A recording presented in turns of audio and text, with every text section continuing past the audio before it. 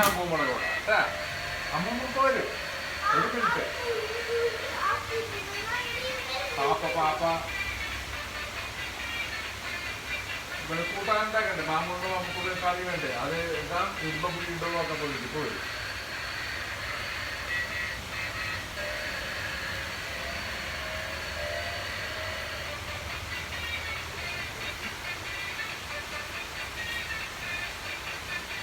അതെന്തിനാ കളിക്കണം? പതുക്കെ